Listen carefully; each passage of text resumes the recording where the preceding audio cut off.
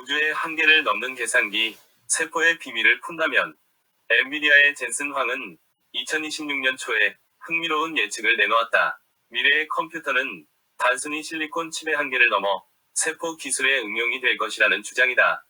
이는 생명체가 가진 복잡한 유기적 메커니즘을 컴퓨팅에 접목하거나 반대로 컴퓨터가 세포의 완벽한 디지털 쌍둥이를 만들어 제어하는 시대를 의미한다.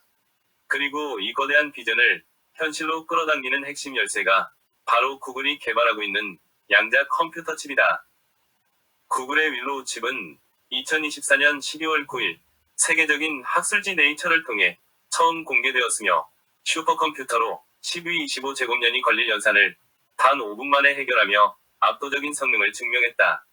이어 2025년 10월 22일에는 연산 결과를 거꾸로 되돌려 정답 유무를 확인하는 알고리즘을 통해 양자 컴퓨터가 계산한 답이 완벽한 정답임을 세계 최초로 과학적, 실험적으로 검증해냈다.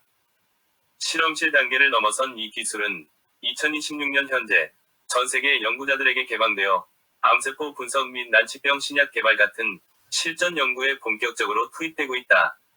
시카모어 칩을 시작으로 최근의 윌로우 칩에 이르기까지 구글의 양자 컴퓨터는 이른바 양자 우위를 증명했다.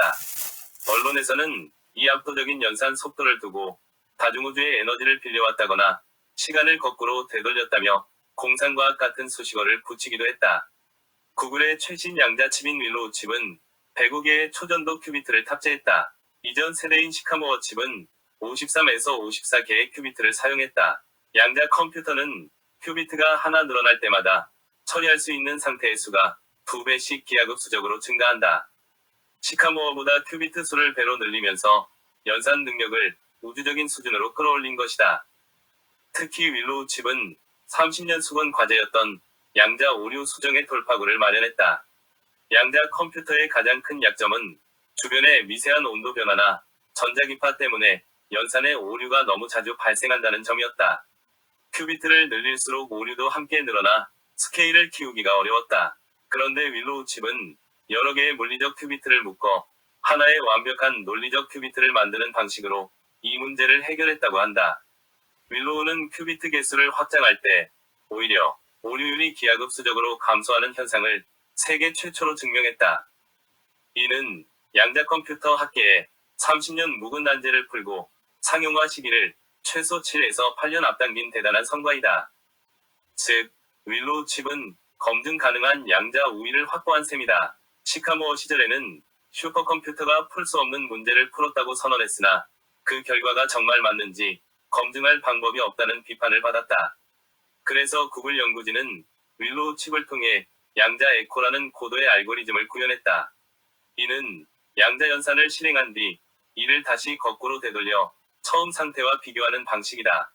이를 통해 계산 결과의 정확도를 0.1% 미만의 오차로 확실하게 검증해냄으로써 진짜 쓸모있는 계산기임을 증명했다. 실제 분자 구조 시뮬레이션에도 성공했다. 윌로우 칩은 단순히 추상적인 수학 문제만 푼 것이 아니다. 실제로 톨루엔이나 디메틸비페닐 같은 화학물질의 분자 구조 내부에서 수소 원자 간의 정확한 거리와 각도를 시뮬레이션하는 데 성공했다.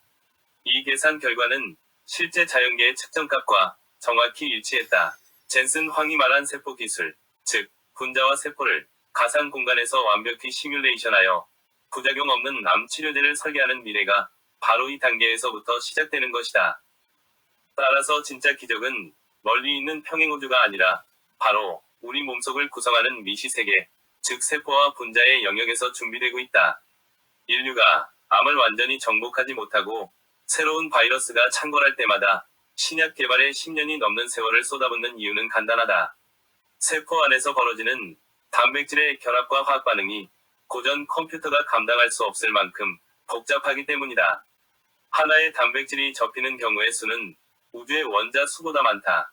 기존의 슈퍼컴퓨터는 이 수많은 확률을 하나하나 차례대로 계산하다가 지쳐버리지만 구글의 양자칩은 다르다.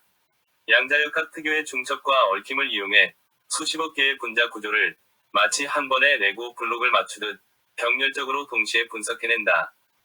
이 양자칩이 세포 분석과 본격적으로 결합하는 순간 의학의 패러다임은 완전히 뒤바뀔 것이다.